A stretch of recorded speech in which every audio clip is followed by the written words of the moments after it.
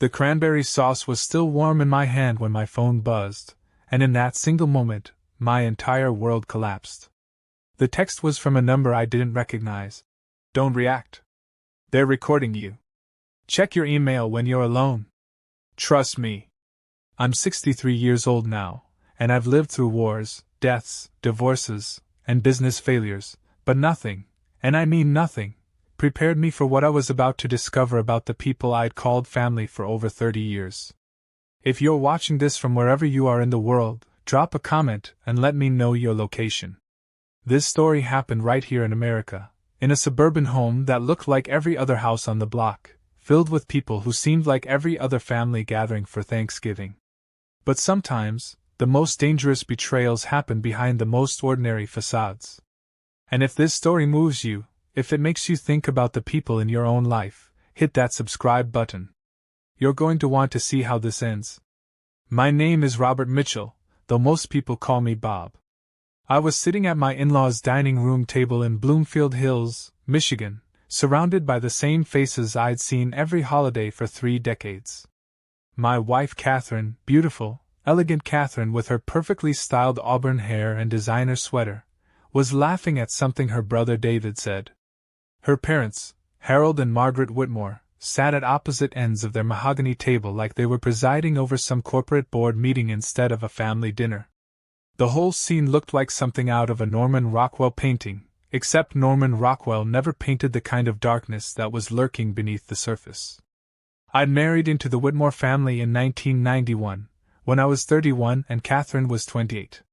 Back then, I was a mid-level manager at Ford, making decent money but nothing spectacular. The Whitmores, on the other hand, owned half the real estate in Oakland County. Harold had built his empire from nothing, starting with a single strip mall in the 70s and expanding into shopping centers, office buildings, and luxury developments. When I first met Catherine at a company picnic, I thought I'd won the lottery. She was smart, beautiful, and came from money, the kind of old money that didn't need to flaunt itself because everyone already knew.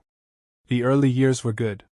Catherine and I moved into a modest colonial in Royal Oak, and I worked my way up at Ford while she managed some of her father's smaller properties. We talked about having kids, traveled to Europe twice, and settled into what I thought was a comfortable, loving marriage. Harold was always polite but distant, treating me like I was good enough for his daughter but not quite good enough to be considered an equal. Margaret was warmer, at least on the surface, always asking about my work and making sure I felt included in family gatherings. But as I sat there that Thanksgiving evening in 2024, holding my phone with that cryptic message, I realized how naive I'd been. How blind. How completely and utterly foolish. The sender's next text came 30 seconds later. They'd been planning this for months. Catherine filed papers last week.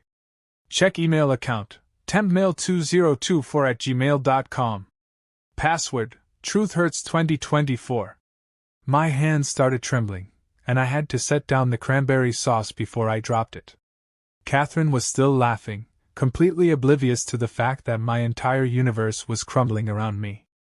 I looked around the table at these people I'd shared holidays with for 33 years, wondering if they all knew. Wondering if they were all in on it. David caught my eye and smiled. "You okay, Bob? You look like you've seen a ghost." I managed to force a smile back. "Just tired. Long week at work." But inside I was screaming. Inside, every instinct I'd developed over 6 decades of life was telling me that something was terribly, terribly wrong. The anonymous texter was right about one thing: I couldn't react. Not yet. Not until I knew what I was dealing with. The rest of dinner passed in a blur. I went through the motions, nodding at the right times, laughing when everyone else laughed, helping clear the table like I had dozens of times before. But my mind was racing, trying to process what I'd just learned. Catherine had filed papers? What kind of papers? Divorce papers? Legal papers of some other kind? And who was this person who knew enough to warn me? After dinner, the family settled into their traditional post-meal routine. Harold retreated to his study with a glass of bourbon and the newspaper. Margaret and Catherine disappeared into the kitchen to package up leftovers, their voices creating a comfortable murmur that had always made me feel welcome before but now sounded ominous and secretive. David sprawled in the living room recliner, scrolling through his phone and half-watching football. I excused myself to use the bathroom, but instead of heading upstairs, I slipped into Harold's unused den at the back of the house. My heart was pounding so hard I could hear it in my ears as I opened my phone and navigated to the email account the mysterious texter had provided. The inbox contained 17 emails, all sent within the past 2 weeks. The sender addresses were varied, but the subject lines made my blood run cold. Whitmore Family Trust Amendment Documentation, Property Transfer Schedules Confidential, Legal Strategy Mitchell's Situation. And most devastating of all, timeline for Bob's removal urgent. I clicked on the last one first, and what I read made me physically sick. The email was from Catherine to her brother David, dated just 5 days earlier. David, Dad's getting impatient with the timeline. The private investigator confirmed that Bob has no idea about the trust restructuring or the property transfers. He's been signing documents for months without reading them properly, just like we planned. The recording equipment is set up in their bedroom and the kitchen. We should have everything we need by Christmas to prove he's been verbally abusive and financially irresponsible. Make sure everyone stays on script during Thanksgiving. We can't afford any slip-ups now. I had to read it 3 times before it sank in. Recording equipment? In my own home. They'd been documenting me, manipulating me, setting me up for something I still didn't fully understand. And Catherine, my Catherine, the woman I'd loved and trusted for over 30 years, was orchestrating the whole thing. The next email was from Harold to Catherine, dated a week ago. Catherine, the lawyers confirm that if we can establish a pattern of concerning behavior, we can fast-track the conservatorship proceedings. Once Bob's declared incompetent, the power of attorney transfers will be seamless. The Bloomfield property alone is worth $2.3 million, and his Ford pension is substantial. David's contact at the county courthouse can expedite the paperwork once we submit the recordings. Remember, everything depends on Bob never suspecting what's happening until it's too late. Conservatorship. They were trying to have me declared mentally incompetent so they could control my assets. I thought about all the documents Catherine had asked me to sign over the past few months, always with some reasonable explanation. Estate planning updates. Insurance beneficiary changes. Investment portfolio adjustments. I'd signed them all, trusting my wife of 33 years completely. I was such a fool. The bathroom door creaked somewhere in the house, and I quickly closed the email app, my hands shaking so badly I could barely work the phone. I heard Margaret's voice calling from the kitchen. Bob? Are you all right, dear? Fine. I called back, trying to keep my voice steady. Just making a phone call. But I wasn't fine. I would never be fine again. As I sat in that dark den, surrounded by the familiar smells of Harold's pipe tobacco and Margaret's potpourri, I realized that everything I thought I knew about my life had been a lie. These people hadn't just betrayed me, they'd been systematically destroying me, piece by piece, with the precision of a surgical procedure. And the most terrifying part? I had no idea how deep this went, or how long they'd been planning it.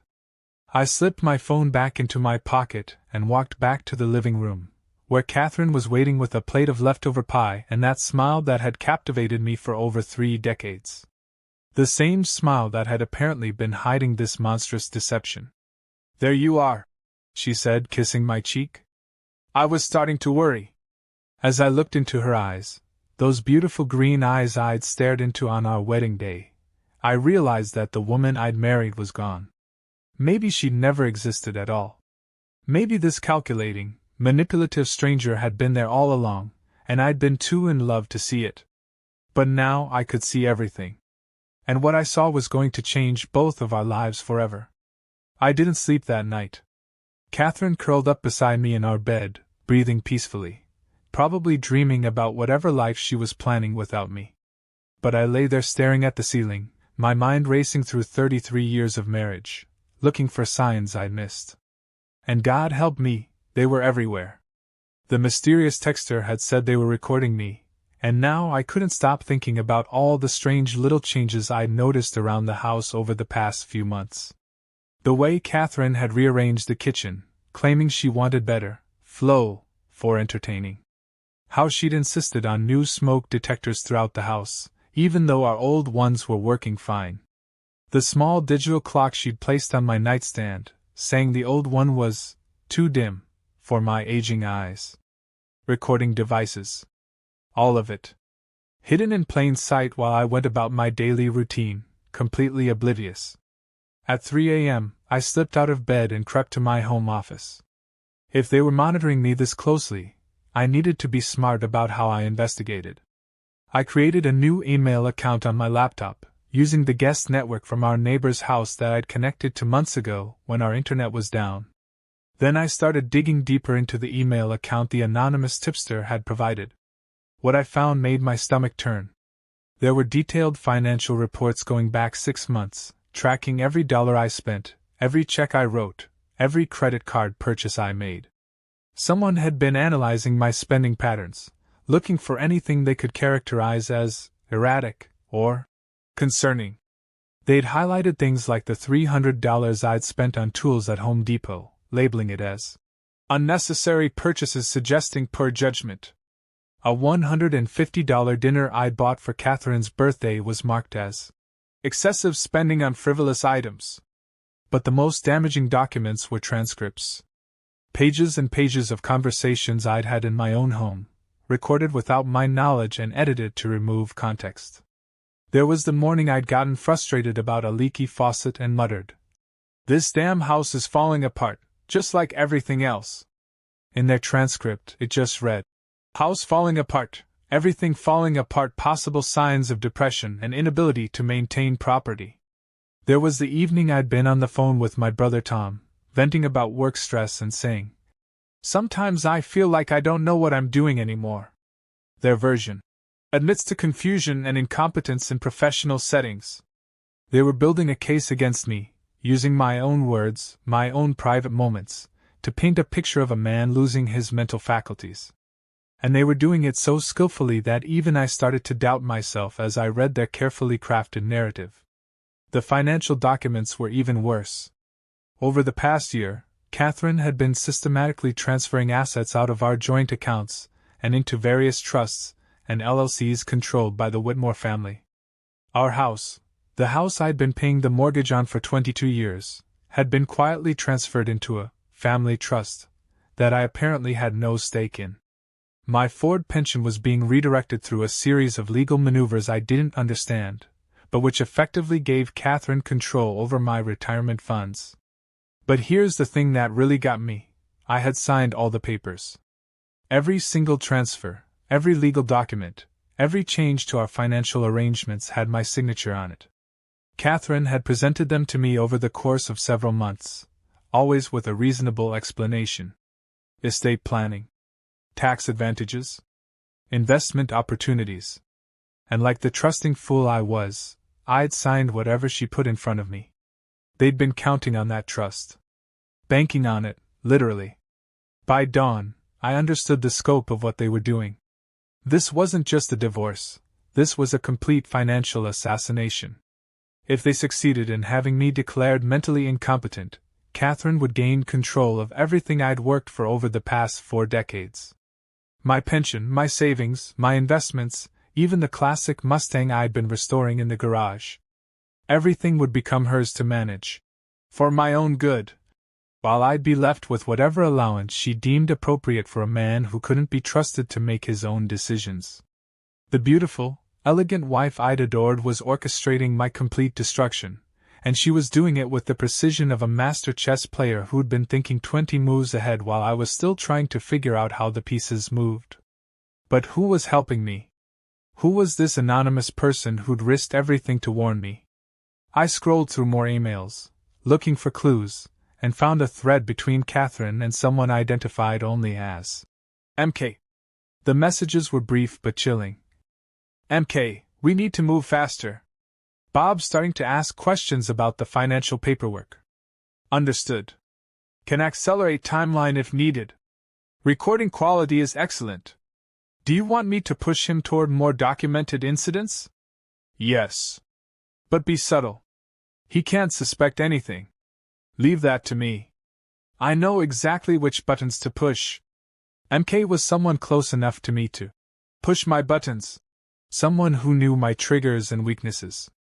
Someone who could manipulate me into saying or doing things that would look bad on the recordings. But who? As I sat there in my office, watching the sun come up over the suburban neighborhood where I'd lived for over 2 decades, I felt something I hadn't experienced since Vietnam, the cold, focused clarity that comes when you realize your life is in immediate danger and you need to fight or die. Catherine called from the bedroom. Bob? Are you up, honey? Just checking work emails. I called back, quickly closing all the browser windows.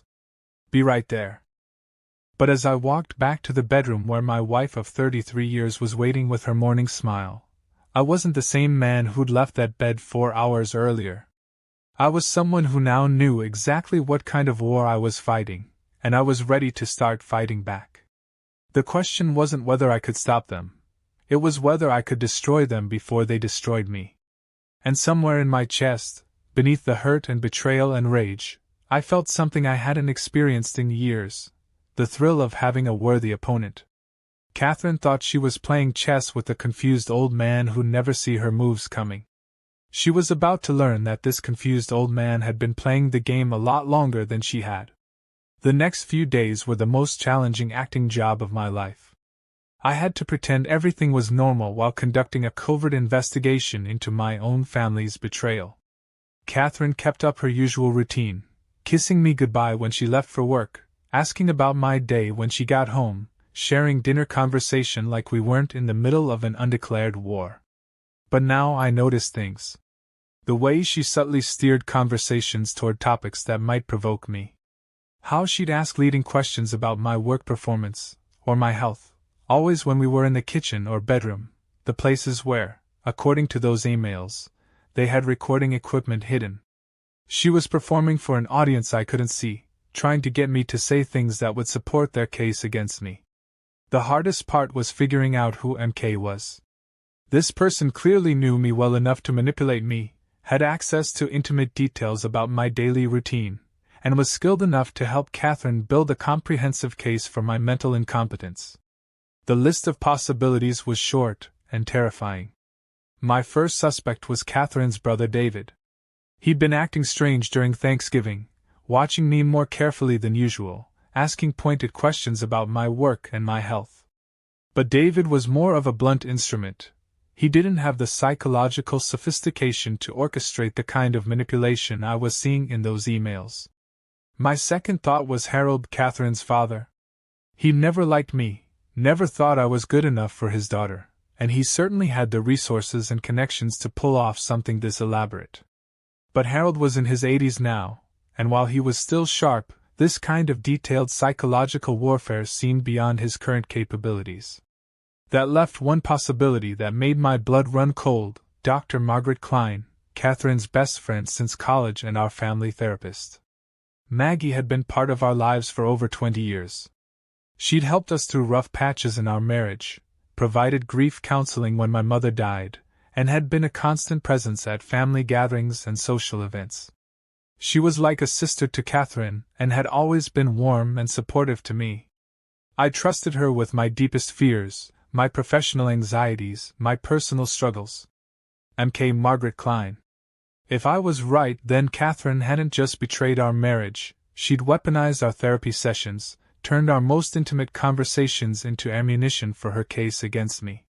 Every moment of vulnerability I'd shared, every fear I'd admitted, every struggle I'd confessed had been carefully documented and analyzed for weaknesses they could exploit. The thought made me physically sick, but it also made perfect sense. Who else would know exactly which emotional triggers would provoke me into saying something damaging? Who else would have the psychological training to manipulate me so skillfully? Who else would understand the legal requirements for building a case of mental incompetence? I needed proof, but getting it meant taking enormous risks. If I was wrong, I'd expose my investigation prematurely. If I was right, I'd be confronting someone who'd spent decades studying human psychology, and who was already 2 steps ahead of me. On Thursday evening, Catherine mentioned that she was having dinner with Maggie the next night. "Girls' night," she said with that smile I used to find so beautiful. "We haven't had a chance to catch up properly in weeks." "That sounds nice," I said, matching her casual tone. "I think I'll use the time to work on the Mustang. Haven't had a chance to get to the garage lately." But instead of working on the car, I planned to break into Maggie's office. Dr. Margaret Klein's psychology practice was located in a converted Victorian house in downtown Birmingham, about 20 minutes from our home. I'd been there dozens of times over the years, both for couples therapy and individual sessions. I knew the layout, knew that she kept client files in a locked cabinet in her private office, and knew that the building's security system was more for show than actual protection. Friday evening, I told Catherine I was heading to the garage around 7. She was getting ready for her dinner with Maggie, humming while she applied makeup in our bathroom mirror. The normalcy of it all was surreal. Here was my wife, preparing to go discuss the details of my psychological and financial destruction with her co-conspirator, while I prepared to commit what was technically breaking and entering. "Have fun with Maggie," I said, kissing her cheek. The smell of her perfume, the same scent she'd worn since our honeymoon, nearly broke my resolve. Despite everything I'd learned, despite the evidence of her betrayal, part of me still loved the woman I thought I'd married. "We will. Don't work too late on that car, honey. You know how you lose track of time." Even that innocent comment now sounded sinister. Was she trying to establish a timeline for where I was supposed to be? Was this conversation being recorded too? I drove to Maggie's office building, parked 2 blocks away, and walked back through the November darkness. The Victorian house was dark except for a few security lights, and the small parking lot was empty. I'd brought a small flashlight, a set of lockpicks I'd bought decades ago during a brief phase when I thought I might become a private investigator, and a digital camera to document whatever I found. Getting into the building was easier than I'd expected. The back door lock was old and simple, and I was inside within 10 minutes. Maggie's office was on the 2nd floor, and I climbed the creaking stairs by flashlight, feeling like a burglar in a movie. Her office door had a newer lock, but my rusty lock-picking skills were adequate for the job. Inside, the room looked exactly as I remembered it, comfortable chairs arranged around a small table, diplomas and certifications on the walls, and a large oak desk with a computer and file cabinets. The file cabinets were locked, but the keys were in the top desk drawer, a rookie mistake for someone involved in a criminal conspiracy. I found my file quickly, labeled Robert and Catherine Mitchell Family Therapy. What I found inside destroyed whatever remaining faith I had in human decency. The file was massive, easily 3 inches thick, and went back not 2 years, but 10. 10 years of detailed psychological profiles, behavioral analyses, and strategic recommendations. Maggie hadn't just been providing therapy, she'd been conducting a decade-long psychological study, documenting my vulnerabilities and mapping out exactly how to exploit them. There were detailed notes about my relationship with my deceased father, my anxieties about aging, my fears about financial security in retirement. There were transcripts of private conversations I'd had with Catherine that she must have shared with Maggie immediately afterward. There were even photographs, pictures of me at family gatherings, social events, and private moments, with detailed notes about my body language and emotional state. But the most damning documents were dated within the past year. Detailed plans for triggering emotional responses that could be recorded and used as evidence of mental instability. Specific phrases Catherine should use to provoke me. Scenarios designed to make me appear paranoid, confused, or aggressive. Subject responds predictably to financial pressure. One note read, recommend introducing concerns about retirement security to trigger anxiety responses that can be documented. Subject has deep-seated authority issues stemming from military service. Read another. Can be provoked into defensive behavior by questioning his competence or decision-making ability. They'd been playing me like a piano, pushing buttons they'd spent years identifying and mapping. Every argument Catherine and I had during the past months hadn't been random marital stress.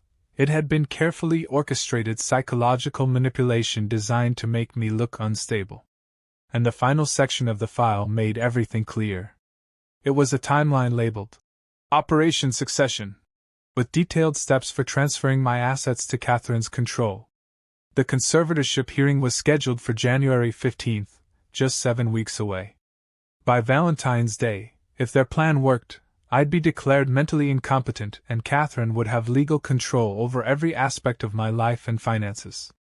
I photographed everything, my hands shaking with rage and adrenaline. As I worked, I kept thinking about all the times I'd sat in this very room, trusting these women with my deepest fears and insecurities, never imagining they were using my honesty against me. But as I prepared to leave, I found one more thing that changed everything, a folder labeled Insurance Policies R. Mitchell. Inside were copies of 3 life insurance policies on me that I'd never seen before. Policies worth a combined $2.8 million, all with Catherine as the sole beneficiary, all taken out within the past 18 months. Suddenly, the conservatorship plan looked like just the first phase of something much more sinister. If they could have me declared mentally incompetent, Catherine would gain control of my assets. But if I somehow died unexpectedly after that, she'd inherit everything, including $2.8 million in life insurance I'd never agreed to. As I left Maggie's office and walked back to my car through the cold Michigan night, I realized I wasn't just fighting for my financial security or my dignity. I was fighting for my life. And somewhere in that dark parking lot, I made a decision that would have horrified the man I used to be. If they wanted to play for keeps, I was ready to play for keeps too. I spent the weekend in a state of controlled fury, meticulously planning my next moves while maintaining the facade of normalcy. Catherine seemed more relaxed than she'd been in months, probably because her dinner with Maggie had confirmed that their plan was proceeding smoothly. She was affectionate and attentive, bringing me coffee in the morning, suggesting we watch a movie together Saturday night, even initiating intimacy for the first time in weeks. It was revolting. Every kiss, every touch, every loving word was contaminated by what I now knew. She was performing the role of caring wife while simultaneously orchestrating my destruction, and she was good enough at both that I might never have suspected anything if not for that mysterious text message. Which brought me back to the question that had been haunting me: who was my anonymous benefactor? I'd been thinking about it constantly, analyzing the warning messages for clues about their identity. The writing style was educated but not overly formal. They had detailed knowledge of the conspiracy against me, including access to emails and financial documents. They knew enough about the Whitmore family dynamics to understand exactly what kind of evidence I'd need. And most importantly, they were risking their own safety to help me. The breakthrough came Sunday afternoon, while Catherine was at her yoga class. I was in my office, reviewing the photos I'd taken of Maggie's files, when I noticed something I'd missed before. In one of the emails between Catherine and MK, there was a reference to scheduling conflicts with the Brennan consultation. Dr. Sarah Brennan was Maggie's associate, a younger therapist who shared office space in the Victorian house. I'd met her a few times over the years when Maggie was unavailable, and she'd always struck me as genuinely caring and professional. More importantly, she would have had access to Maggie's files and email systems. I crafted a careful message to my anonymous contact. Thank you for the warning. I've discovered more than you probably imagined. If you're who I think you are, we need to talk. There are lives at stake now. The response came within an hour. Meet me at Starbucks on Woodward, near the Cranbrook campus. Monday, 2 p.m. Come alone. Order a large coffee with extra cream and sit at the table by the window. I'll find you. Monday afternoon, I told Catherine I had a doctor's appointment, which wasn't entirely a lie, considering I was meeting with a mental health professional. The Starbucks was busy with college students and suburban professionals, providing perfect cover for a clandestine meeting. I ordered my coffee as instructed and found the window table, trying to look like just another retiree killing time with caffeine and people watching. At exactly 2:15, Dr. Sarah Brennan slipped into the chair across from me. She looked exhausted and scared, her usually professional demeanor replaced by the haunted expression of someone carrying a terrible burden. Dr. Brennan, I said quietly. I should have guessed. Please, just call me Sarah. And keep your voice down. She glanced around nervously before continuing. Mr. Mitchell, Bob, I want you to know that I've been wrestling with this decision for months. What I'm doing could cost me my license, maybe even land me in prison. But I couldn't stand by and watch what they're doing to you. How long have you known? About 6 months. I started noticing inconsistencies in Maggie's notes about your sessions. Details that didn't match what I observed during the few times I sat in on your couple's therapy. Then I found some of her files left open on the computer system, and I saw things that made me sick to my stomach. Sarah pulled out her phone and showed me a series of screenshots. These are messages between Maggie and your wife. They've been planning this for over a year, Bob. The therapy sessions, the financial manipulation, even some of the arguments you've had at home, they've all been carefully orchestrated. I studied the screenshots, feeling my anger crystallize into something colder and more focused. The life insurance policies. Do you know about those? Her face went pale. What life insurance policies? I told her about the $2.8 million in coverage I'd found in Maggie's files, and I watched Sarah's hands start to shake. Oh my God! She whispered. Bob, I thought this was just about money and control. I didn't realize. I never considered. That they might be planning to kill me? Don't say that here, she said quickly, looking around to make sure no one was listening. But yes, that changes everything. We have to go to the police. With what evidence? Everything you've shown me was obtained illegally, and most of it could be explained away as legitimate estate planning and therapy notes. We need more, and we need to be smart about how we get it. Sarah leaned forward, her voice barely audible. There's something else. Maggie's been consulting with someone else, someone she refers to only as the specialist. Based on the email timestamps, this person works nights and weekends, and Maggie pays them in cash. I think they're the ones who installed the recording equipment in your house. Can you get me more information about this specialist? I can try, but it's dangerous. Maggie's been more careful lately, password protecting files that used to be accessible. And she's been watching me more closely, asking questions about my schedule and my client interactions. She suspects you? I don't know. Maybe. But Bob, there's something you need to understand. I'm not just doing this because it's right. I have a personal reason for wanting to stop Maggie. She paused, took a deep breath, then continued. 3 years ago, my older brother Michael went through something similar. His wife and her family convinced the court that he was suffering from early-onset dementia. They gained control of his assets, moved him into a care facility, and within 6 months he was dead. The official cause was a heart attack, but Michael was only 52 and had been in perfect health. You think they killed him? I think they created conditions that led to his death, yes. The stress, the isolation, the loss of autonomy, it destroyed him. And after he died, his wife inherited everything and moved to Florida with her boyfriend. Michael's children from his first marriage got nothing. I reached across the table and touched her hand. I'm sorry about your brother. Don't be sorry. Help me make sure it doesn't happen to you. And help me stop Maggie before she does this to someone else. We spent the next hour developing a plan. Sarah would continue monitoring Maggie's activities and try to gather more information about the specialist. I would begin building a counter-narrative, documenting my mental acuity and creating evidence that contradicted their claims about my competence. Most importantly, we'd work together to identify everyone involved in the conspiracy and gather enough evidence to expose them all. There's one more thing, Sarah said as we prepared to leave. Be very careful about what you eat and drink at home.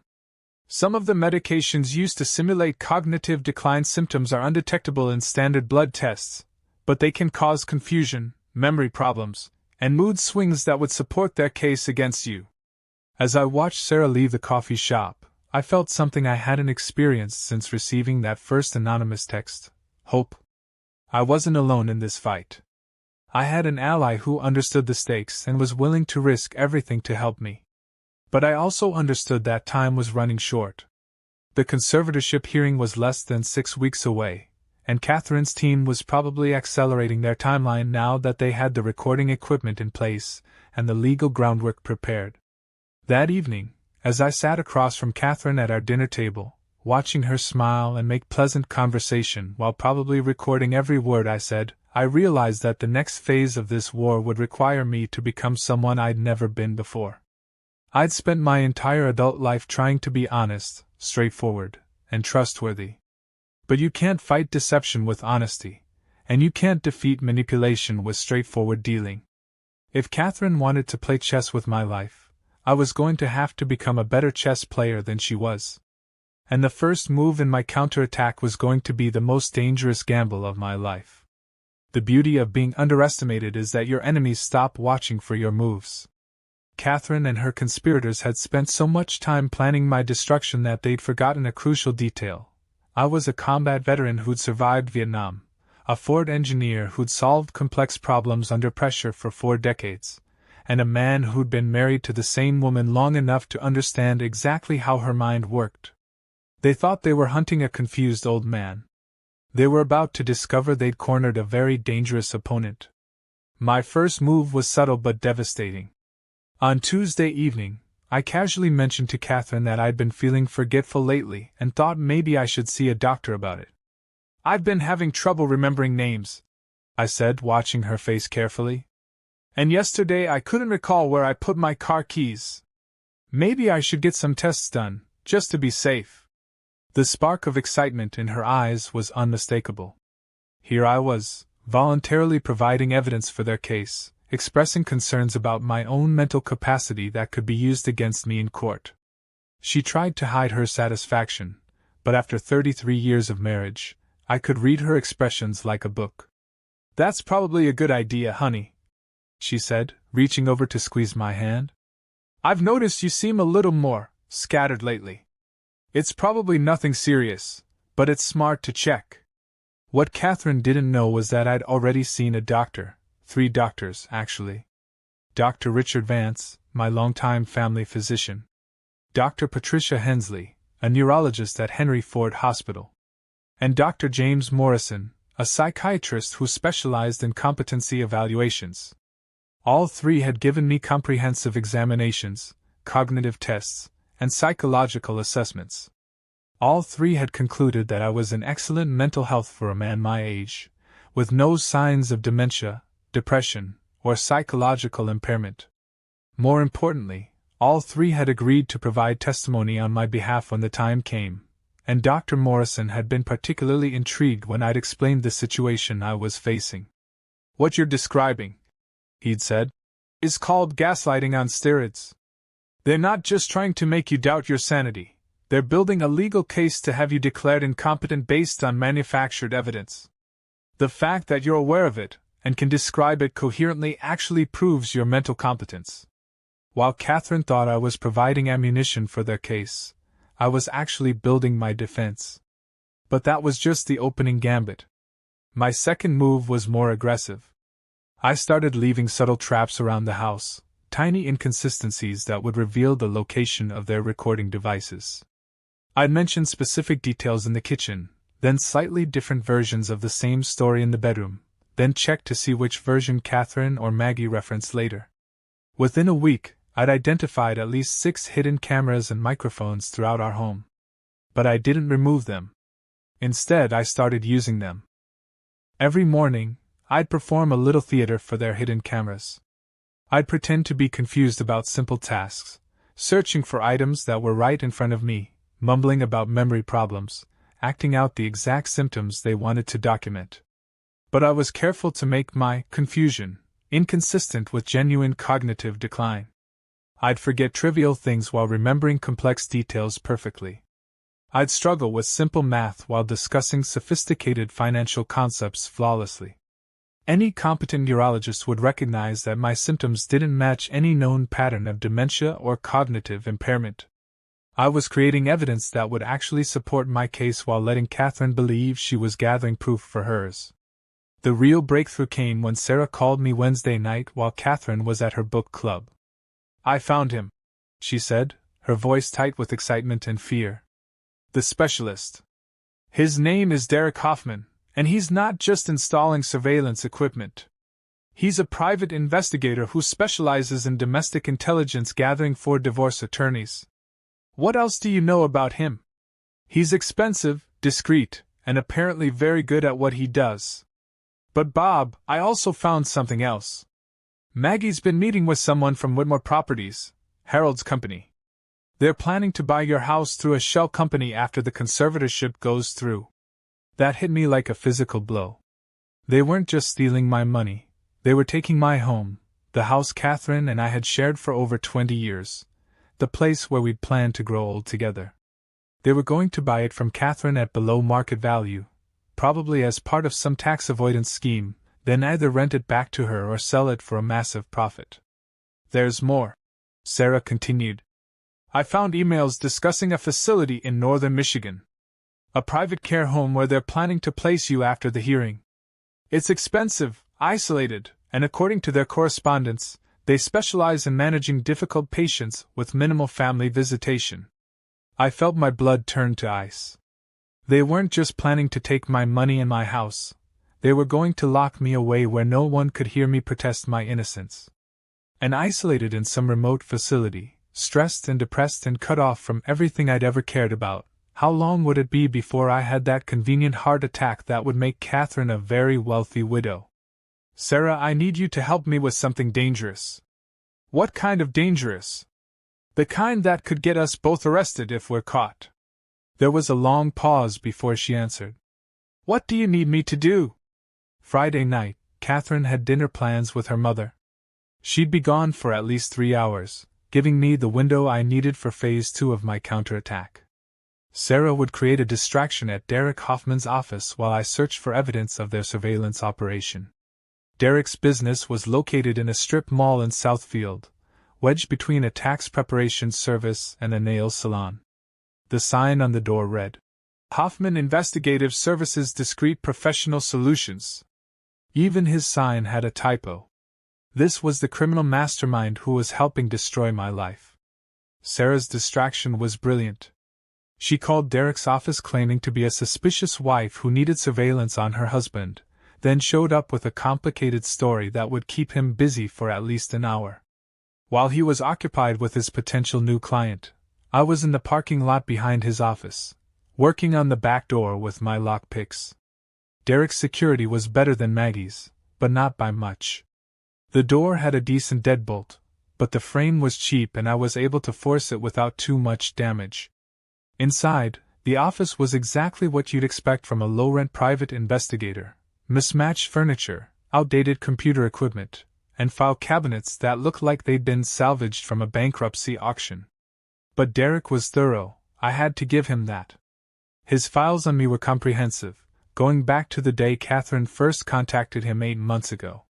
There were detailed surveillance reports tracking my daily routines, photographs of me going about my normal activities, and even records of my phone calls and internet usage obtained through methods that were definitely illegal. More disturbing were his reports on my relationships with other people. Derek had interviewed neighbors, former colleagues, even casual acquaintances, asking subtle questions designed to uncover any information that could be used against me. He'd built a psychological profile that painted me as isolated, paranoid, and potentially dangerous, a man whose mental decline was obvious to anyone who knew me well. Except the people he'd interviewed hadn't actually said those things. I found his raw interview notes, and they told a completely different story. Neighbors described me as friendly and helpful. Former colleagues remembered me as competent and reliable. Even casual acquaintances spoke positively about their interactions with me. Derek had taken their honest, favorable comments and twisted them into something sinister through selective editing and creative interpretation.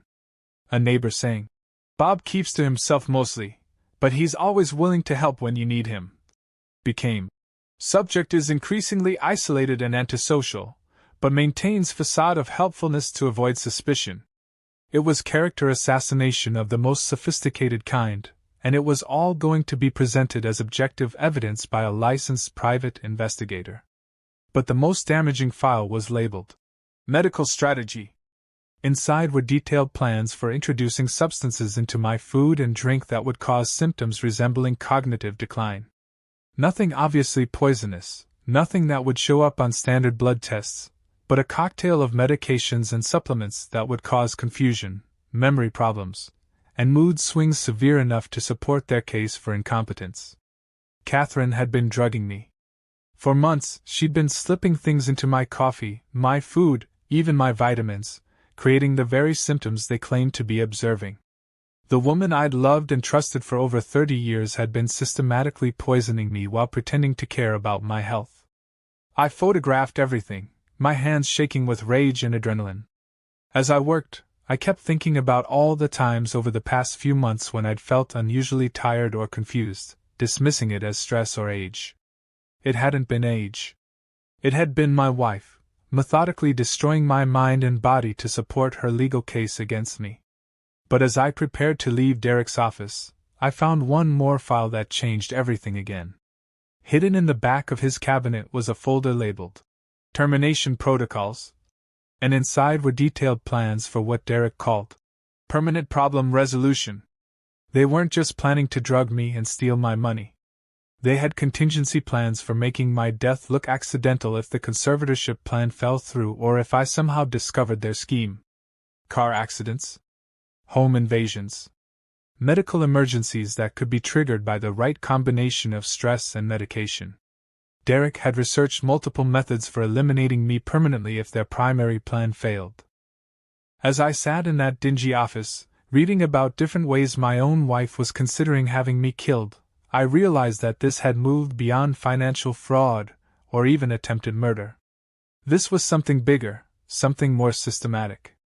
Catherine wasn't just trying to steal my assets, she was part of a network. Derek's files contained references to other cases, other victims, other families who'd used the same combination of medical manipulation, legal maneuvering, and private investigation to gain control of elderly relatives' finances. The Whitmores and Dr. Klein and Derek Hoffman weren't just criminals. They were part of an organized operation that specialized in what Derek called asset recovery through competency management. They were professional predators, and I wasn't their first victim. I probably wouldn't be their last unless I found a way to stop them all. But now I had evidence. Real evidence. Documented proof of conspiracy, fraud, attempted murder, and God knows what other crimes. The question was what to do with it. I could go to the police, but would they believe me? I was, after all, a man whose own wife would testify was mentally incompetent. Derek's manufactured evidence would be compelling, and my story of a vast conspiracy to steal my assets would sound exactly like the paranoid delusions of someone suffering from dementia. I could confront Catherine directly, but that would just force them to accelerate their timeline or move to one of Derek's permanent solutions. Or I could do something that the old, honest, straightforward Bob Mitchell would never have considered. I could destroy them all, systematically and completely, using their own methods against them. As I locked Derek's office behind me and walked back to my car, I felt something I hadn't experienced since my combat days in Vietnam: the cold, focused determination that comes when you realize that half measures and moral compromises will get you killed. They wanted to play a game with no rules and no mercy. Fine. But they'd made one crucial mistake in their planning. They'd forgotten that I'd been playing games with no rules and no mercy since before any of them were born. By Saturday morning, I had enough evidence to destroy everyone involved in the conspiracy against me. But evidence without a plan is just information, and I needed something more sophisticated than simply turning everything over to the police. These people had spent months building a legal and medical case against me. They'd have explanations for everything, lawyers already briefed, and enough legitimate-looking documentation to make me look like a paranoid old man crying wolf. No, I needed something more elegant. Something that would use their own weapons against them while ensuring they couldn't simply regroup and try again with another victim. I started with Derek Hoffman, because he was the weakest link in their chain. His methods were illegal, his evidence was fabricated, and his termination protocols were essentially murder plans. But Derek was also arrogant and sloppy, which made him vulnerable. Sarah had agreed to help me with what she called proactive intervention, though I think she would have been horrified if she'd known exactly what I was planning. Her role was to maintain her position inside Maggie's practice while feeding me information about their timeline and activities. My role was to systematically dismantle their operation without them realizing what was happening until it was too late. My first move against Derek was beautifully simple. I sent anonymous tips to 3 different regulatory agencies, providing detailed information about his illegal surveillance activities, his evidence fabrication, and his plans for permanent problem resolution. But I didn't just send them the evidence I'd photographed. I sent them information about his other victims, other families he'd helped destroy through the same methods he was using against me. Within 48 hours, Derek's office was raided by the FBI, the State Licensing Board, and the IRS. They found everything I'd photographed and more, including client files that documented at least 12 other cases where Derek had helped families gain control of elderly relatives' assets through fabricated evidence and illegal surveillance. Derek was arrested Tuesday morning on charges of wire fraud, illegal surveillance, conspiracy to commit elder abuse, and conspiracy to commit murder. His bail was set at $2 million, which his strip mall private investigation business couldn't come close to covering. But the beautiful part was that Derek had no idea how the authorities had found him. As far as he knew, someone had gotten suspicious about one of his other cases and started digging. The raid appeared to be completely unconnected to his work for Catherine and the Whitmores. Catherine was furious when she heard about Derek's arrest, but she tried to hide her concern from me. She mentioned it casually over dinner Tuesday night, as if she'd just seen it on the local news. "Did you see that story about that private investigator who got arrested?" she said, not quite meeting my eyes. "Apparently he was spying on people illegally. Can you imagine hiring someone like that?" "Terrible," I agreed. "You'd have to be pretty desperate to use someone so obviously crooked." What Catherine didn't know was that Derek's arrest had already triggered a chain reaction. The FBI had seized his client files, including detailed records of his work for the Whitmores. Federal investigators were already examining the financial documents he'd helped prepare and the surveillance footage he'd collected illegally. It was only a matter of time before they started asking questions about the rest of the conspiracy. But I couldn't wait for the federal investigation to run its course. The conservatorship hearing was still 5 weeks away, and Catherine's team would adapt quickly once they realized their surveillance operation had been compromised. I needed to accelerate my timeline. My next target was Dr. Margaret Klein, and she would be much harder to handle than Derek. Maggie was intelligent, cautious, and had spent decades learning how to manipulate people professionally. She also had the protection of doctor-patient confidentiality and the respectability that came with her professional credentials. But Maggie had made one crucial mistake: she'd involved Sarah in her practice, and Sarah had access to everything. On Wednesday evening, while Maggie was at a professional conference in Detroit, Sarah and I met in her office to copy the files that would destroy Maggie's career and expose her role in the conspiracy. Sarah had already identified the key documents we needed: the fabricated therapy notes, the psychological profiles designed to support incompetency claims, the financial arrangements with the Whitmores, and most damaging of all, correspondence with other medical professionals who were part of the same network. "I feel like I'm betraying everything I was taught about professional ethics," Sarah said as we worked through Maggie's files. "But she's the one who betrayed the profession first." "How many other victims do you think there are?" I asked, photographing a file labeled Peterson Family Asset Recovery Strategy. "At least 8 that I can identify from these files. Probably more. Maggie's been doing this for years, Bob. She's built an entire practice around it." The Peterson file was heartbreaking. Thomas Peterson had been a retired auto worker whose children had used Maggie's services to gain control of his assets after his wife died. The psychological manipulation had been even more sophisticated than what they'd used on me, involving fake medical diagnoses and manufactured evidence of depression and suicidal ideation. Thomas had been committed to a psychiatric facility against his will, and had died there 6 months later under circumstances that were suspiciously similar to what Sarah had described happening to her brother. We're not just stopping them from stealing your money, Sarah said quietly. We're making sure they can't do this to anyone else. By midnight, we had copies of everything we needed. Sarah would submit the evidence to the State Medical Board, the American Psychological Association, and the District Attorney's Office. Maggie would lose her license, face criminal charges, and probably spend the next decade in prison. But I still hadn't figured out how to handle the most dangerous part of the conspiracy, my own wife. Catherine was the orchestrator, the one who'd brought all the pieces together, and convinced me to sign away my own assets while she systematically poisoned me and built a case for my mental incompetence.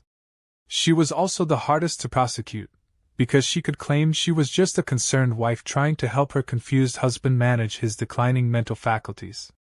The life insurance policies were the key. They proved premeditation and financial motive, transforming what looked like a family dispute into something much more sinister. But I needed to get Catherine to admit her involvement in a way that couldn't be explained away or denied.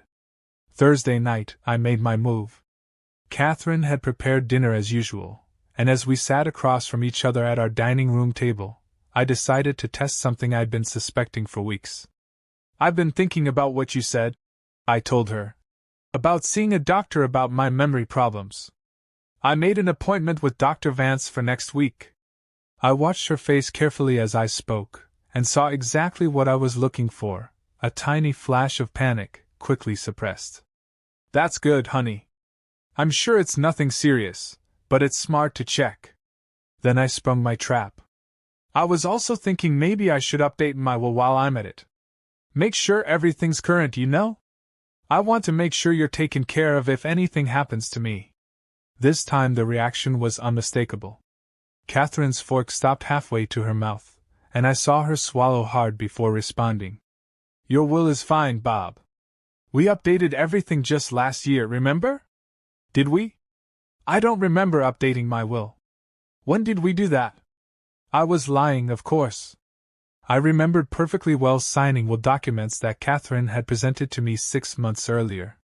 But I wanted to see how she'd react to the suggestion that I was questioning those signatures. It was in March, I think. Or April. You signed some papers when we updated our insurance policies. Maybe I should call our lawyer just to make sure. What's his name again? Robert, you're scaring me. You've known Jim Bradley for 15 years. He's been our attorney since we bought this house. But I could see the wheels turning behind her eyes. If I started asking questions about the legal documents I'd signed, if I began reviewing everything with an attorney who wasn't part of their conspiracy, the whole scheme would unravel. You're right, of course. Jim Bradley. I don't know why I couldn't think of his name. I smiled reassuringly. See? This is exactly the kind of thing I'm worried about. Maybe I should make that doctor's appointment sooner. What Catherine didn't know was that I'd already met with Jim Bradley 3 days earlier. He'd been shocked when I showed him copies of the documents I'd supposedly signed, because several of them contradicted instructions I'd given him years before.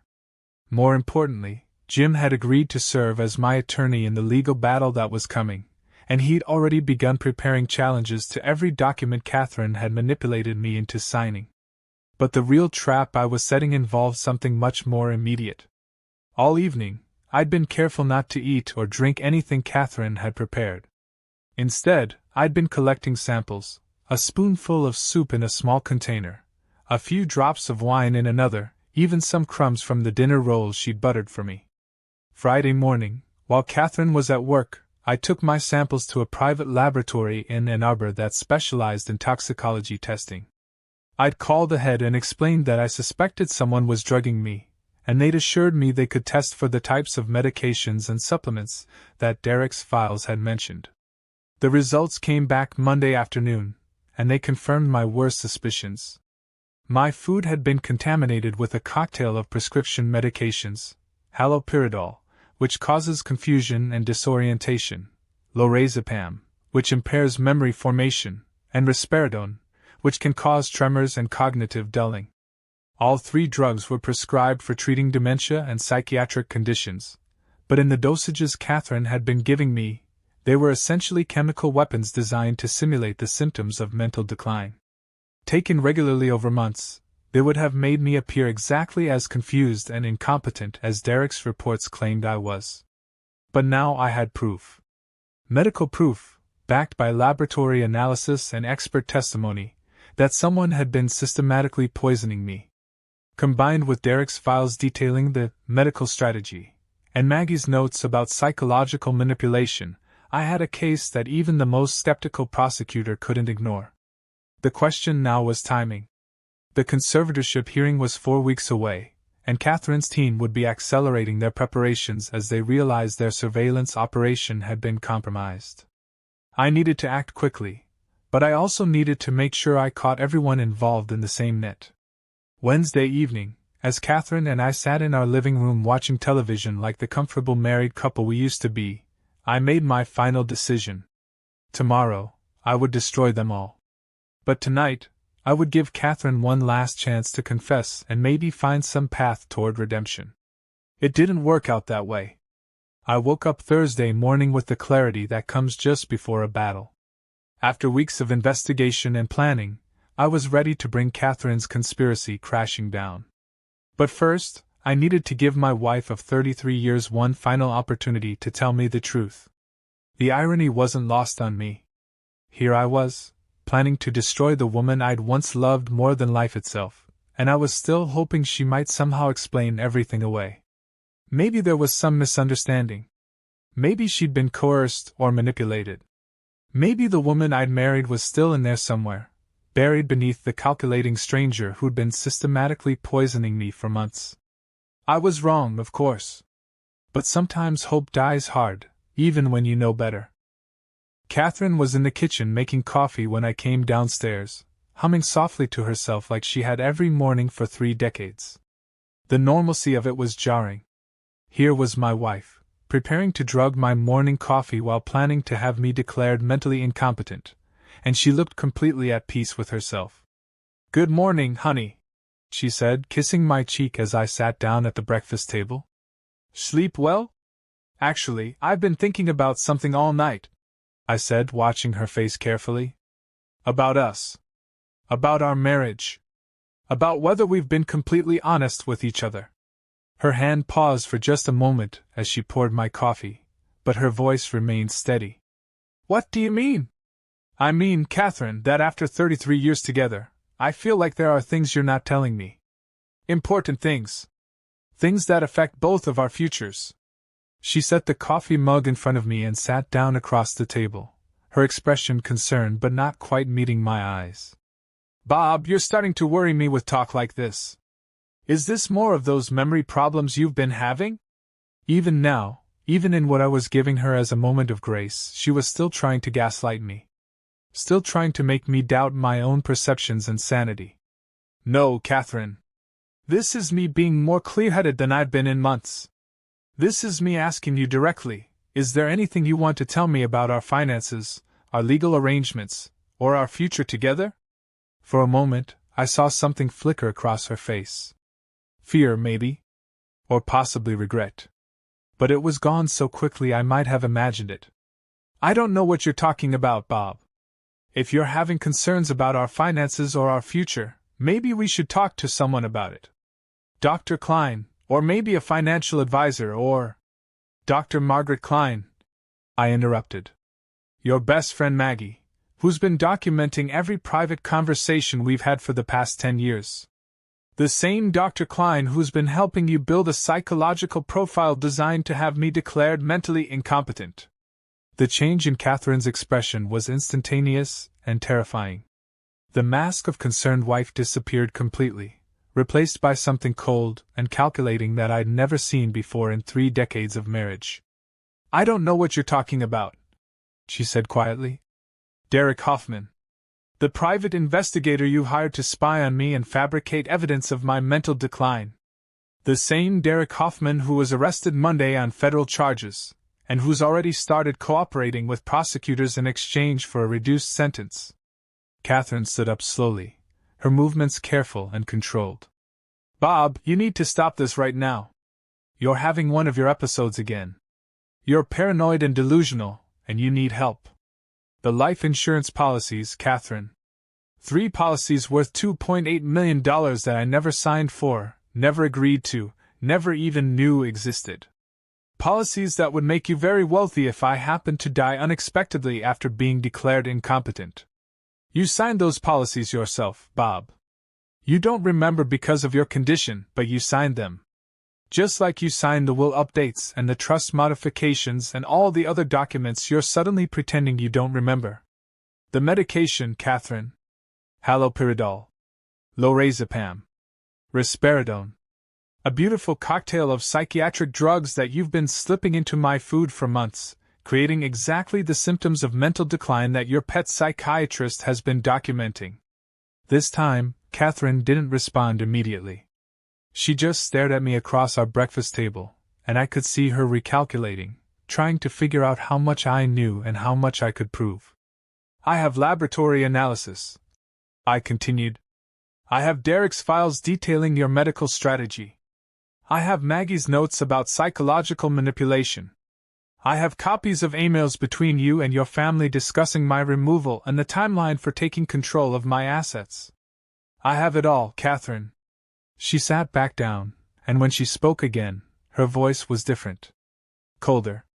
More honest than she'd been in months. How long have you known? Thanksgiving. Someone sent me a text warning me that you were recording our conversation. Someone who cared more about my welfare than my own wife did. Dr. Brennan, I assume. Sarah always was too idealistic for this kind of work. This kind of work? Is that what you call it? Systematically destroying your husband of 33 years? Catherine poured herself a cup of coffee and took a sip, seemingly as calm as if we were discussing the weather. Bob, you have to understand. This wasn't personal. It was never about hurting you. Then what the hell was it about? Money. Security. The future. She looked at me with something that might have been pity. You never understood money, Bob. You never understood power. You were content with your middle-class salary and your modest retirement plans, but I needed more than that. You married into one of the wealthiest families in Michigan. How much more could you possibly need? My father's money comes with strings, Bob. Conditions. Expectations. The trust fund I was supposed to inherit is tied up in family business arrangements that could leave me with nothing if the company fails or if I make choices the family doesn't approve of. So you decided to steal mine instead. I decided to secure both of our futures. If we could gain control of your assets through the conservatorship, we could invest them properly, make them grow, create real wealth instead of just retirement security.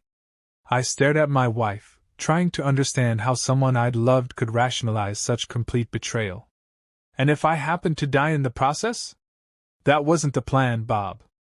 The life insurance was just prudent planning. In case your condition deteriorated faster than we expected. My condition? You mean the condition you were creating by poisoning me? Catherine shrugged, a gesture so casual and dismissive that it made my blood boil.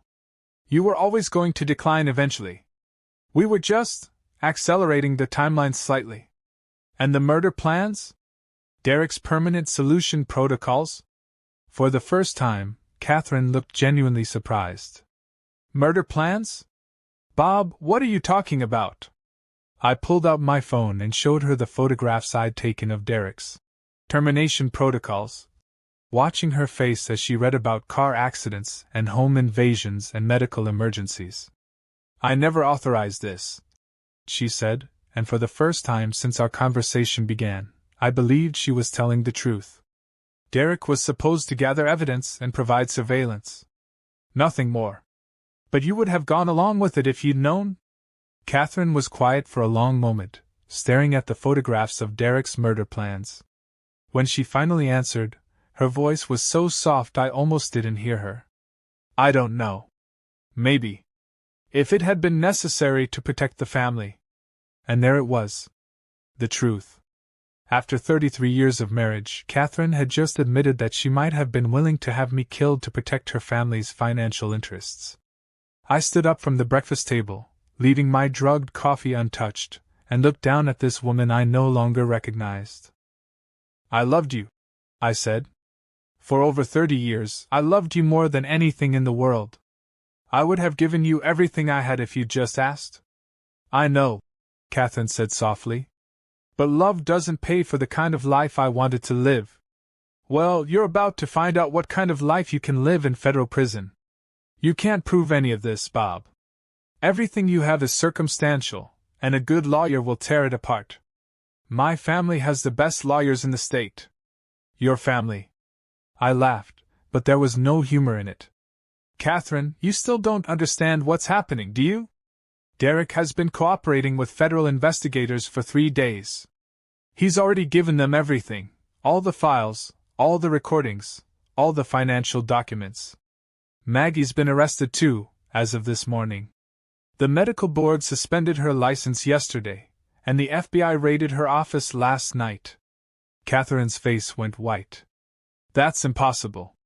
Maggie would have called me. Maggie's in federal custody, facing charges of conspiracy, fraud, and accessory to attempted murder. She's not calling anyone. And your family? I continued.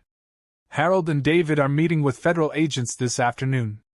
The FBI has seized all the financial records from Whitmore Properties, including documentation of the shell companies they set up to buy our house and the trust modifications they helped arrange.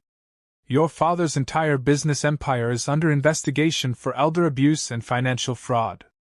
Catherine stood up so fast she knocked over her chair. You're lying.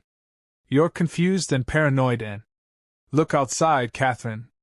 She turned toward the front window, and I watched her face crumble as she saw what I'd been waiting for all morning, 2 black SUVs parked in our driveway, with federal agents in suits standing on our front porch.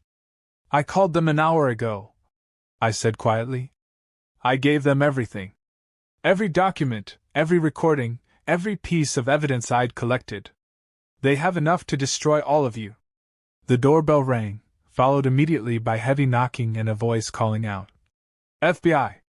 Mrs. Mitchell, we have a warrant for your arrest. Catherine turned back to me, and for just a moment I saw the woman I'd married 33 years ago. Scared, vulnerable, looking to me for protection and comfort. Bob, she whispered. Please. I'm sorry. I'm so sorry. Can't we work this out somehow? I walked over to the front door, my hand on the deadbolt, and looked back at my wife one last time. You were willing to destroy me to protect your family's money, I said. Now let's see how much your family's money can do to protect you. I opened the door, and federal agents flooded into the house that had been my home for over 20 years, the house where Catherine and I had planned to grow old together, the house that was about to become a crime scene. As they read Catherine her rights and led her away in handcuffs, she looked back at me one final time. I really did love you once, she said. I know, I replied. But once wasn't enough. The next 6 months were a blur of court appearances, depositions, media attention, and the slow, methodical process of federal justice grinding forward. The case became known in the media as the Thanksgiving Conspiracy, and it exposed a network of corruption that reached far beyond my personal situation. Derek Hoffman, facing life in prison for conspiracy to commit murder, had indeed cooperated fully with federal investigators. His files revealed at least 18 other cases where families had used similar methods to gain control of elderly relatives' assets. The network included corrupt medical professionals, private investigators, legal advisors, and even some judges who had approved conservatorship hearings without proper scrutiny. Dr. Margaret Klein was convicted on 14 federal charges, including conspiracy, fraud, and accessory to attempted murder. She was sentenced to 25 years in federal prison and will never practice psychology again. During her trial, Sarah Brennan testified about the systematic abuse of patients and the manipulation of therapy sessions to support fraudulent incompetency claims. Sarah herself faced no charges and was commended by the court for her courage in exposing the conspiracy. The Whitmore family's business empire collapsed within weeks of Harold's arrest. Federal investigators found evidence of decades of financial fraud, tax evasion, and elder abuse schemes. Harold, at 83 years old, was sentenced to 15 years in federal prison, effectively a life sentence. David Whitmore received 12 years and was ordered to pay restitution to dozens of victims his family had defrauded over the years. Catherine's trial was the most difficult for me to watch. Over the course of 3 weeks, prosecutors methodically presented evidence of her role in the conspiracy against me. The recordings Derek had made, the emails between family members, the financial documents showing asset transfers, the laboratory analysis proving she had been drugging me, it all painted a picture of calculated betrayal that was difficult to comprehend. Catherine's defense team tried to portray her as a victim herself, manipulated by her domineering father and his business associates. They argued that she genuinely believed I was suffering from cognitive decline and that her actions were motivated by concern for my welfare, not greed. The jury didn't buy it. The life insurance policies were the smoking gun that proved premeditation and financial motive. Combined with evidence of the systematic drugging and the fabricated medical reports, it was clear that Catherine had been an active participant in a conspiracy to steal my assets and potentially end my life. She was convicted on 11 federal charges and sentenced to 18 years in federal prison. I testified at all of their trials, spending days on witness stands recounting the details of their betrayal and its impact on my life. It was emotionally devastating but also cathartic. For months, these people had made me doubt my own sanity and competence. Now I was standing in federal courtrooms, speaking clearly and coherently about complex legal and financial matters, while they sat at defendants' tables facing decades in prison. The financial recovery took longer. Untangling the web of trusts, shell companies, and fraudulent transfers required teams of forensic accountants and federal investigators. In the end, I recovered most of my assets, along with substantial damages from the various insurance policies and civil settlements. But the money wasn't really the point anymore. The point was justice, and the satisfaction of knowing that Catherine and her co-conspirators would never be able to do this to anyone else. The house felt different after everything was over. Too big, too quiet, too full of memories of a life that turned out to have been largely an illusion. I considered selling it and starting over somewhere else, but that would have felt like letting Catherine win one final victory. Instead, I decided to transform it into something positive.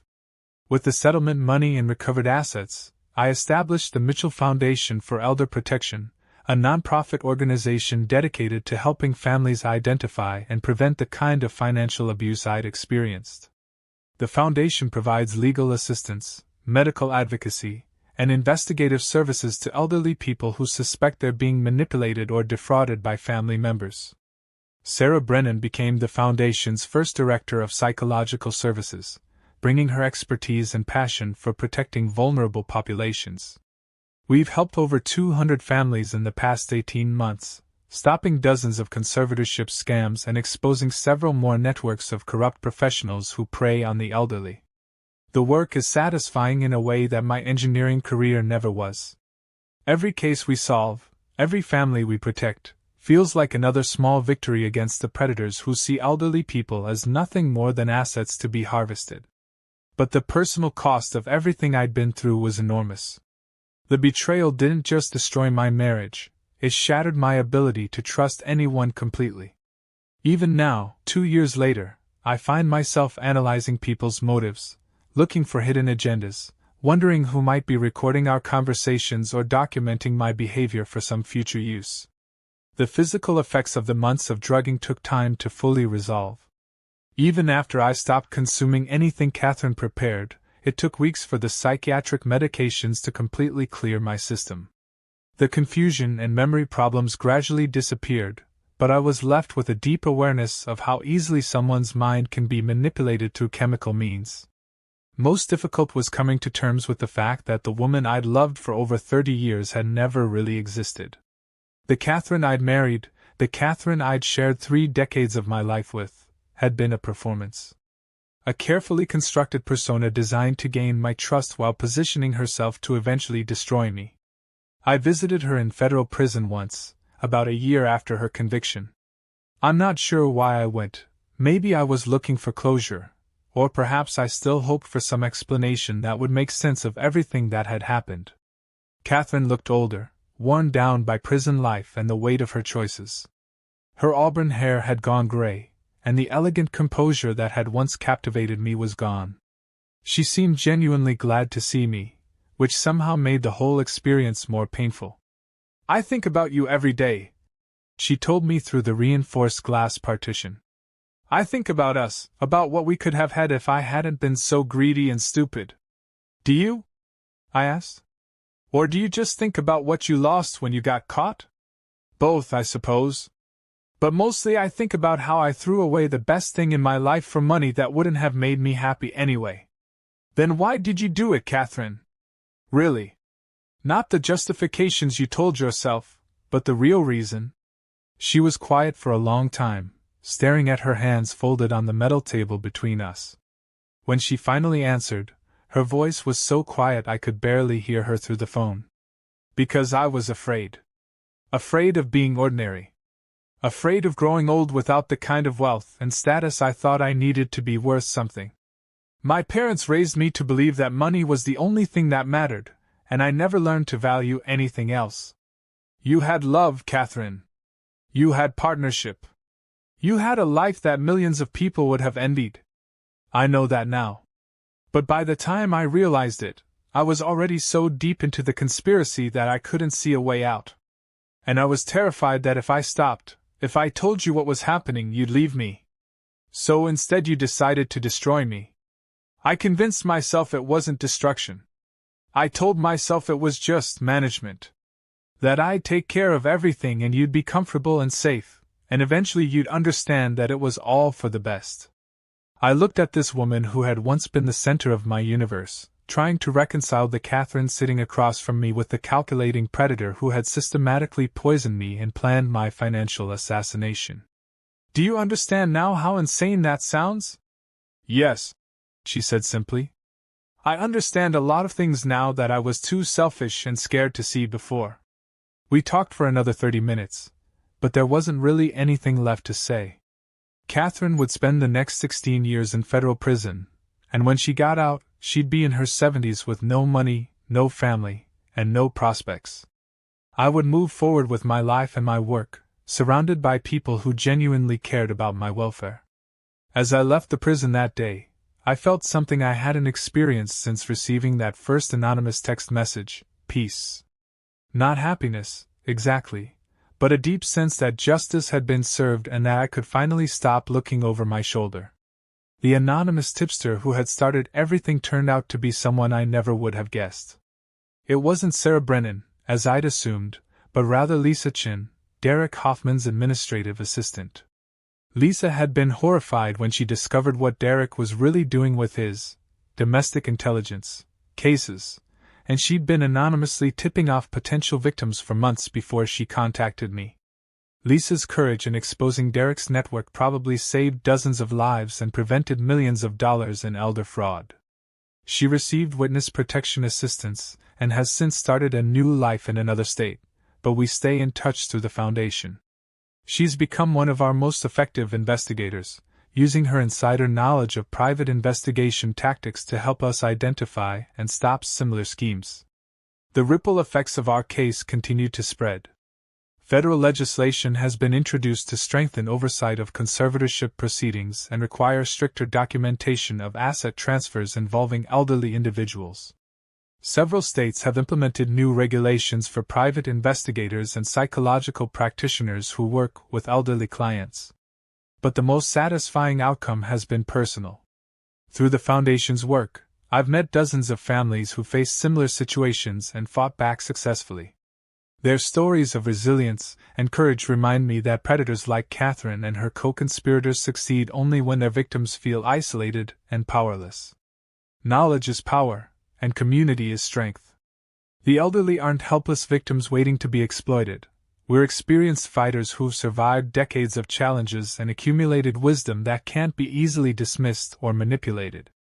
If you're watching this and you recognize any of the warning signs I've described, family members pushing legal documents, subtle questions about your mental state, unexplained changes to financial arrangements, or just a gut feeling that something isn't right, trust your instincts. Seek help. Ask questions. Demand answers. And if you're younger and you have elderly family members, pay attention. The Catherine Whitmores of the world count on family dysfunction, poor communication, and the assumption that elderly people can't protect themselves. Stay involved in your parents' and grandparents' lives. Ask about their finances. Meet their advisors. Be suspicious of anyone who tries to isolate elderly family members or limit their contact with the outside world. The predators are out there, and they're sophisticated, patient, and ruthless. But they're not invincible. They can be exposed, prosecuted, and stopped. I learned that lesson the hard way, but I learned it completely.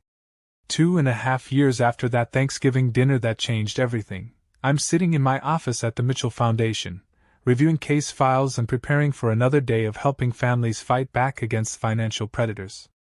The work has become my passion, my purpose, and in many ways, my salvation. This morning's cases are typical of what we see: an elderly woman in Grand Rapids whose son is pressuring her to sign over power of attorney while questioning her mental competence, a retired teacher in Lansing whose daughter-in-law has been helping with his finances while systematically draining his accounts, a widower in Detroit whose new girlfriend has moved in and started making expensive purchases with his credit cards. Each case reminds me that what happened to me wasn't unique. It was just one example of a problem that's far more widespread than most people realize. The National Center on Elder Abuse estimates that financial exploitation affects 1 in 10 older adults, stealing billions of dollars every year from people who spent their lives working and saving for retirement security. But here's what I've learned that gives me hope. When elderly people have information, support, and advocates, they're incredibly effective at protecting themselves and fighting back. The stereotype of confused, helpless seniors is not only wrong, it's dangerous, because it makes us all more vulnerable to the predators who count on that perception. The Foundation has evolved far beyond what I originally envisioned. We now have a staff of 12, including lawyers, investigators, counselors, and financial experts. We've helped over 400 families, recovered more than $8 million in stolen assets, and contributed to the prosecution of 37 individuals involved in elder fraud schemes. Our most successful program is what we call Financial Guardians, a network of volunteers who help elderly people review their financial arrangements and spot potential problems before they become devastating. Many of our guardians are people like me, seniors who've been targeted by financial predators and want to help others avoid the same fate. Sarah Brennan has become more than just our Director of Psychological Services. She's become one of my closest friends and most trusted advisors. Her combination of professional expertise and personal mission makes her incredibly effective at helping families navigate the emotional trauma that comes with financial betrayal by loved ones. The hardest part for most people isn't the money, she told me recently. It's the realization that someone they trusted completely was willing to destroy them for personal gain. The financial recovery is often easier than the emotional recovery. I know exactly what she means. Even now, with Catherine in prison and the conspiracy thoroughly exposed, I sometimes wake up in the middle of the night wondering how I could have been so blind for so long. How many signs did I miss? How many opportunities did I have to protect myself if I'd just been more suspicious, more careful, more aware? But those late-night questions have become less frequent as I've focused on the work of preventing other families from experiencing what I went through. Every case we solve, every predator we expose, feels like another step toward redemption, not just for myself, but for all the victims who never got the chance to fight back. The most rewarding cases are the ones where we catch the schemes early, before significant damage has been done. Last month, we helped a retired auto worker in Flint whose nephew was pressuring him to invest his pension in a can't-lose business opportunity. Our investigation revealed that the nephew was actually fronting for a much larger fraud network that had already stolen over $2 million from elderly investors across Michigan. By acting quickly and involving federal authorities, we not only protected our client's pension but also shut down the entire operation and recovered money for dozens of other victims. The nephew and his co-conspirators are now facing federal charges, and the client's relationship with his family, while damaged, is reparable because the betrayal was stopped before it went too far. Those are the victories that make all the difficult cases worthwhile. For every Catherine Mitchell who succeeds in destroying someone they claim to love, there are dozens of potential predators who can be stopped if someone is watching and willing to act. The Foundation's success has attracted national attention, and I've testified before Congress about the need for stronger federal protections against elder financial abuse. It's surreal to find myself at 65 years old becoming a public advocate and policy expert, but the work is too important to let personal discomfort get in the way. The legislation we've supported is making progress through Congress, with bipartisan support from lawmakers who understand that protecting elderly Americans from financial predators isn't a partisan issue. It's a basic matter of justice and human decency. But the most meaningful recognition came 6 months ago, when I received a letter from Thomas Peterson's daughter. Thomas was the retired auto worker whose family had used Dr. Klein's services to gain control of his assets before his death, one of the victims whose file I'd found in Maggie's office. Thomas's daughter had been estranged from the family members who orchestrated his financial abuse, and she'd spent years trying to understand what really happened to her father. When the federal investigation exposed Dr. Klein's network, she finally got answers, and justice. "Mr. Mitchell," she wrote, "I know my father would be grateful that his suffering wasn't meaningless, that it helped expose the people who were destroying families like ours. Thank you for having the courage to fight back and for using your experience to protect other people's parents and grandparents." That letter is framed on my office wall, next to photos from Foundation events and newspaper clippings about our successful cases. It reminds me every day that the work we're doing matters, that the pain and betrayal I experience can be transformed into something positive and protective. I still live in the same house where Catherine and I spent over 20 years together, but it feels completely different now. The rooms where she once plotted my destruction have become offices for Foundation staff. The kitchen where she drugged my food is now where we hold planning meetings and strategy sessions. The bedroom where hidden cameras once recorded my private moments is now my personal sanctuary, decorated with photos of Foundation families and letters from people we've helped. I've made peace with the fact that I'll probably never marry again. The level of trust required for a deep romantic relationship feels beyond my current capabilities, and I'm not sure that will ever change. But I've discovered that there are other kinds of love and partnership that can be just as fulfilling. My relationship with Sarah has evolved into something I've never experienced before, a partnership based on shared mission and absolute honesty about our respective damage and healing. We've never discussed romance, but we've built something deeper, a friendship based on complete trust and mutual respect. The volunteers and staff at the Foundation have become my chosen family, bound together by our commitment to protecting vulnerable people and our understanding of what it means to be betrayed by those who should have protected us. Many of them are survivors themselves, people who've experienced financial abuse or other forms of family betrayal and have chosen to transform their pain into purpose. At 65 years old, I've learned that revenge isn't just about destroying your enemies. It's about making sure they can never hurt anyone else the way they hurt you. The most complete revenge against Catherine and her co-conspirators isn't their prison sentences or financial ruin, though those certainly provide satisfaction. The most complete revenge is the work we do every day to identify, expose, and stop people just like them. Every family we protect, every predator we catch, every dollar we recover is another victory in the long game against the people who see elderly Americans as nothing more than targets to be exploited. If you've stayed with me through this entire story, thank you. If it's helped you recognize warning signs in your own family or given you tools to protect yourself or someone you love, then sharing my experience has been worthwhile. And if you're someone who's currently being targeted by financial predators, know this: you're not alone, you're not helpless, and you can fight back. It won't be easy, and the betrayal will hurt in ways you never imagined possible, but you can survive it and even transform it into something powerful.